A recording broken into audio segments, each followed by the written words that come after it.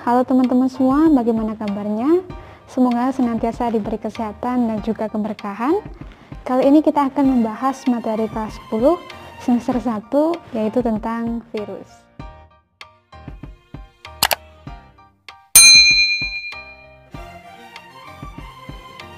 Kita mulai dari pengertian virus. Sebenarnya apa sih virus itu? Jadi virus adalah parasit berukuran mikroskopis yang menginfeksi sel organisme biologis. Nah, cabang ilmu biologi yang mempelajari tentang virus ini adalah virologi.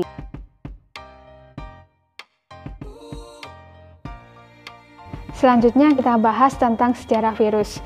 Penelitian pertama tentang virus ini dilakukan oleh ilmuwan asal Jerman, namanya adalah Adolf Meyer. Adolf Meyer ini meneliti penyakit mosaik yang menyerang tembakau. Jadi penyakit mosaik ini menyebabkan bercak-bercak pada daun tembakau sehingga menghambat pertumbuhannya. Nah, si Adolf Meyer ini melakukan penelitian dengan cara mengekstrak daun tembakau yang berpenyakit tadi, kemudian ekstraknya tadi disemprotkan pada tanaman yang sehat. Alhasil ternyata tanaman yang sehat juga ikut terkena penyakit mosaik. Nah, saat diamati dengan mikroskop biasa, ternyata si Adolf Meyer ini dia tidak menemukan bentuk bakteri. Jadi dia berkesimpulan bahwasanya penyebab penyakit mosaik tadi adalah bakteri yang lebih kecil dari biasanya. Kemudian penelitian yang kedua ini dilakukan oleh Dmitri Ivanovsky. Ini penelitiannya hampir sama seperti Adolf Meyer, hanya saja ekstrak getah tembakau tadi disaring dengan saringan yang khusus untuk bakteri. Kemudian filtrasnya atau hasil saringannya ini disemprotkan ke tanaman yang sehat. Alhasil ternyata tanaman yang sehat juga masih ikut terkena penyakit mosaik. Kemudian dia berkesimpulan bahwasanya penyebab penyakit mosaik ini adalah bakteri yang lolos oleh saringan khusus tadi. Kemudian penelitian yang ketiga ini adalah Martinus Beijerinck. Dia bisa membuktikan bahwasanya agen penginfeksi tanaman tembakau tadi dia bisa berkembang biak. Penelitian yang keempat ini dilakukan oleh Wendell Stanley. Dia berhasil mengkristalkan agen penginfeksi tanaman tembakau tadi. Kemudian dikenal dengan nama TMV atau Tobacco Mosaic Virus. Nah, apa sih ciri-ciri virus itu? Jadi ciri virus yang pertama, virus bersifat aseluler. Nah, awalan A itu menandakan tidak atau bukan. Jadi virus ini bukan termasuk sel.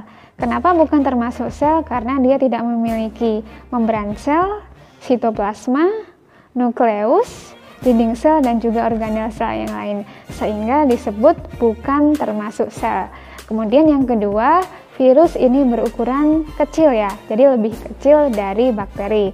Kemudian yang ketiga, virus ini memiliki subunit protein yang disebut dengan kapsid.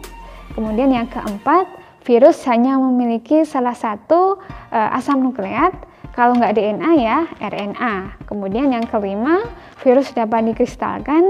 Dan yang terakhir, virus disebut sebagai parasit intraseluler obligat. Artinya si virus ini dia hanya bisa hidup dan berkembang biak pada sel hidup. Bentuk virus ini ada bermacam-macam teman-teman. Jadi ada yang bentuknya itu bulat, kemudian oval, batang, kemudian ada yang filamen atau seperti benang. Kemudian juga ada yang polihedral atau segi banyak, dan ada yang bentuknya ini seperti huruf T, yaitu bakteriofag. Bakteriofag adalah virus yang menginfeksi bakteri. Oke, kita lanjutkan ke struktur virus ya. Jadi yang dijadikan contoh ini adalah bakteriofag atau virus yang menginfeksi bakteri ya. Jadi gambarnya ini umum ya, ada di buku pakai dan juga sering ada di soal-soal. Nah, strukturnya terdiri dari apa sih? Jadi struktur dari bakteriofag terdiri dari 3 bagian utama, yaitu kepala, leher, dan juga ekor. Nah, di kepala ini terdapat 2 bagian, yaitu kapsid dan juga asam nukleat. Kapsid tadi adalah subunit protein yang fungsinya ini untuk memberi bentuk tubuh virus. Jadi tadi di awal virus itu ada yang bentuknya bulat, kemudian batang, itu karena pengaruh dari kapsid. Kemudian ada asam nukleat ya, kalau nggak DNA, RNA. Tapi untuk bakteriofag ini asam nukleatnya ini berupa DNA. Kemudian bagian yang kedua leher, dan bagian yang ketiga ini adalah ekor. Di ekor ini ada beberapa bagian teman-teman, ada selubung ekor, serabut ekor, papan dasar, dan juga jarum penusuk. Nah, kita bahas satu persatu ya. Selubung ekor ini fungsinya ini sebagai penghubung antara leher dan juga papan dasar. Kemudian untuk serabut ekor ini fungsinya sebagai reseptor ya, untuk menempel pada sel inang. Kemudian jarum penusuk ini fungsinya untuk melubangi inang dan juga menginjeksikan materi genetiknya si virus. Kemudian papan dasar ini tempat melekatnya serabut ekor. Cara hidup virus tadi sudah saya jelaskan di awal ya teman-teman, bahwasanya virus ini termasuk parasit intraseluler obligat. Artinya dia hanya bisa hidup dan bisa bereproduksi pada sel organisme hidup ya teman-teman. Nah, penelitian terbaru tentang virus corona ini ternyata dia bisa hidup di benda-benda mati pada kisaran waktu tertentu ya, seperti yang sudah sering kita dengarkan beritanya di TV atau di koran ya. Jadi kita selalu dihimbau untuk memakai masker, kemudian memakai hand sanitizer, sering cuci tangan, kemudian ada bagian yang sering disemprot dengan disinfektan, karena itu untuk membunuh dari virus-virus corona teman-teman. Ada istilah sel inang, ada istilah kisaran inang. Jadi sel inang ini adalah sel hidup yang ditumpangi virus. Contohnya apa? Bisa bakteri, protozoa atau protista, kemudian jamur, kemudian bisa tumbuhan, hewan, bahkan manusia. Kemudian yang disebut dengan kisaran inang, ini adalah jenis sel inang yang bisa ditumpangi virus teman-teman. Jadi si virus ini menginfeksi sel inang ini dengan menggunakan kesesuaian seperti halnya gembok dan kunci atau lock and key.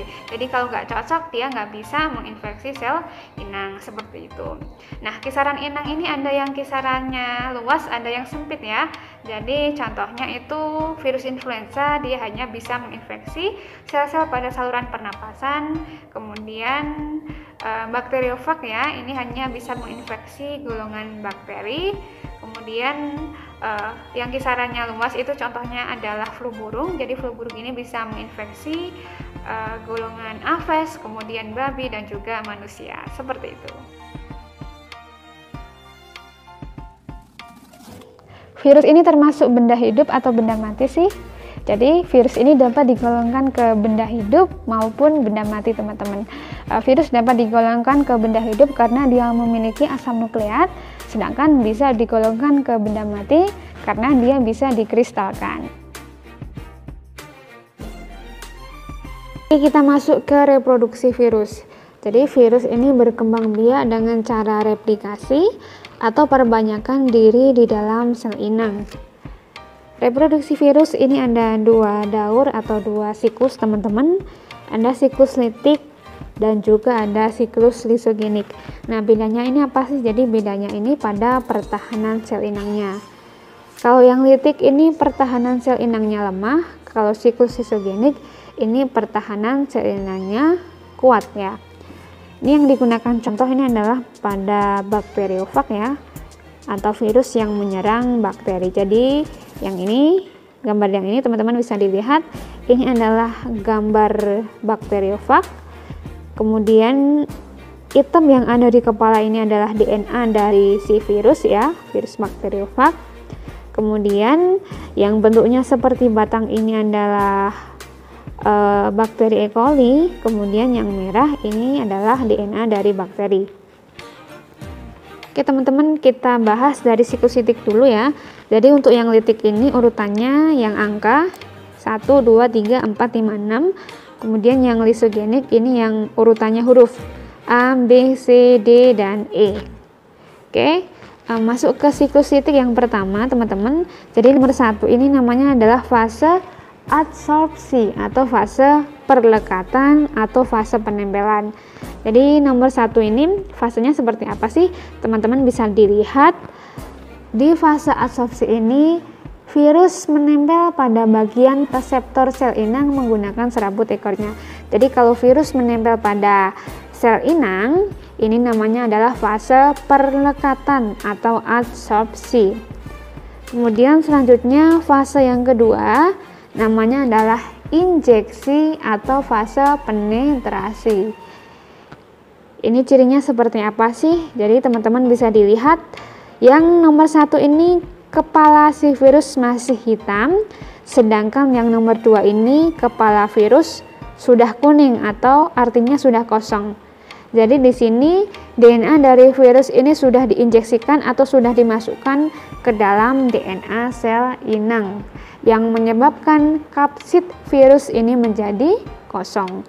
Itu adalah fase penetrasi atau fase injeksi. Kemudian fase yang ketiga dan keempat ini jadi satu, yaitu fase sintesis dan juga replikasi.